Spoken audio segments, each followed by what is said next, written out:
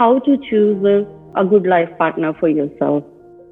क्या क्वालिटीज देखनी चाहिए? बेसिकली ना देखिए, इस क्वेश्चन का कोई स्ट्रेट फॉरवर्ड आंसर नहीं है, क्योंकि हर एक के लिए जो सही लाइफ पार्टनर है उसका मतलब अलग अलग है। मेरे लिए हो सकता है जो सही लाइफ पार्टनर का मतलब हो, वो आपके लिए जो सही लाइफ पार्टनर का मतलब है उससे बिल्कुल ही अलग हो।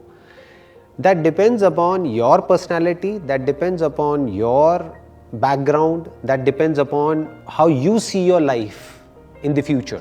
बेसिकली जो सबसे इंपॉर्टेंट है वो ये देखना है कि आपकी जो कोर जो डिजायर्स हैं वो क्या है अपनी लाइफ को लेकर के, आप अपनी लाइफ को कैसे शेप करना चाहते हो, और वो जो पर्सन है जिसके साथ आप पूरी लाइफ के लिए जुड़ने वाले हो उसके जो कोर डिजायर्स हैं वो क्या है। कहीं उसमें तो कोई क्लैश नहीं है।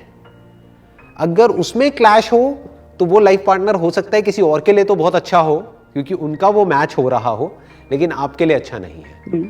तो that needs to be understood कि वहां पे अलाइनमेंट बहुत जरूरी है, कि जो कोर जो हमारी लाइफ के जो आप कह सकते हो जो सेंटर पॉइंट है हमारी लाइफ का, what drives you as a person, what drives him as a person, उसको क्या ड्राइव करता है और आपको क्या ड्राइव करता है, आप अपनी लाइफ को कैसे देखते हो फ्यूचर में, वो कैसे देखता है, क्या वो एक दूसरे के साथ में कॉम्प्लीमेंट्री है या कॉन्ट्रडिक्टरी है, क्या वहां पर जाकर के आपकी लाइफ और उसकी लाइफ और बेटर हो जाएगी साथ में आकर के, या फिर दोनों की ही लाइफ बहुत खराब हो जाएगी। तो ये देखना बहुत जरूरी है। जैसे आप देखोगे जो एक डॉक्टर, अगर कोई डॉक्टर होता है तो उसका हस्बैंड या उसकी वाइफ भी डॉक्टर ही होती है, ज्यादातर, exceptions are always there, but in most of the cases आप देखोगे हस्बैंड वाइफ दोनों डॉक्टर हैं। क्यों? क्योंकि वो एक दूसरे को समझ सकते हैं। डॉक्टर्स का जो अपना एक लाइफस्टाइल होता है, जो एक हेक्टिक शेड्यूल होता है कि कभी भी कॉल आ सकती है मानो सर्जरी के लिए रात को भी, तो हो सकता है कोई बंदा जो उस बैकग्राउंड से ना हो वो इतना अंडरस्टैंडिंग ना हो, लेकिन अगर हस्बैंड या वाइफ वो भी डॉक्टर होगा तो वो समझेगा या वो समझेगी। तो इस चीज को आप ऑब्जर्व करोगे कि वहां पे एक कॉम्प्लीमेंट्री हो जाता है, मतलब दोनों एक दूसरे को समझने लग जाते हैं। वो समझ सकता है कि वो किस सिचुएशन में है, कि उसके साथ एग्जैक्टली क्या हो रहा है। तो मैं ये नहीं कह रहा कि जो भी आप हो वैसा ही कोई हस्बैंड होना चाहिए, but it must be complementary, है ना। और कॉम्प्लीमेंट्री का मतलब सेम नहीं है। कई बार हम ये गलती कर देते हैं, हम समझते हैं कॉम्प्लीमेंट्री मतलब दोनों का सेम पर्सनालिटी टाइप होना चाहिए, फिर तो बहुत बोरिंग हो जाएगा सब कुछ।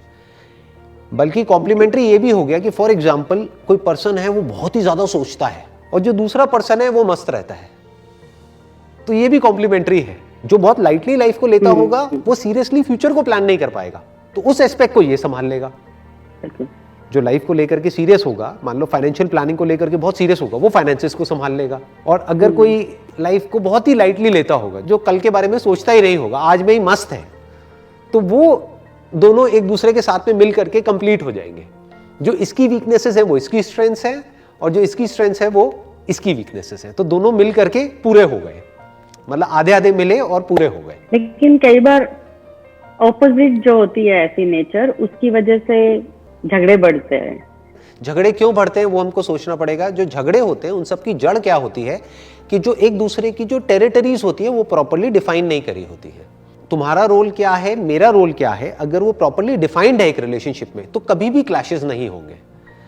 और अगर वो डिफाइन होने के बाद भी एक पर्सन है वो बहुत ही ज्यादा डोमिनेटिंग है, वो उसकी टेरिटरी में बार बार एंटर करेगा या फिर उसके काम में दखल देगा, तो क्लैशेस होंगे।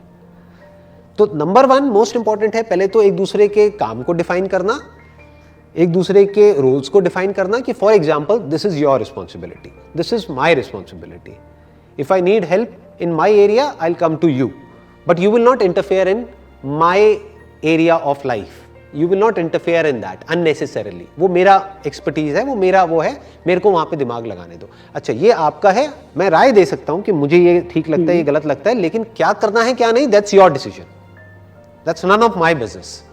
तो अगर ये डिफाइंड हो जाता है, फिर चाहे वो लाइफ पार्टनर है चाहे बिजनेस पार्टनर है, तो क्लैशेस नहीं होते हैं। दोनों एक दूसरे के काम में टांग अड़ाने लग जाते हैं तो क्लैशेस होते हैं। सारे क्लैशेस की जड़ ही यही होती है।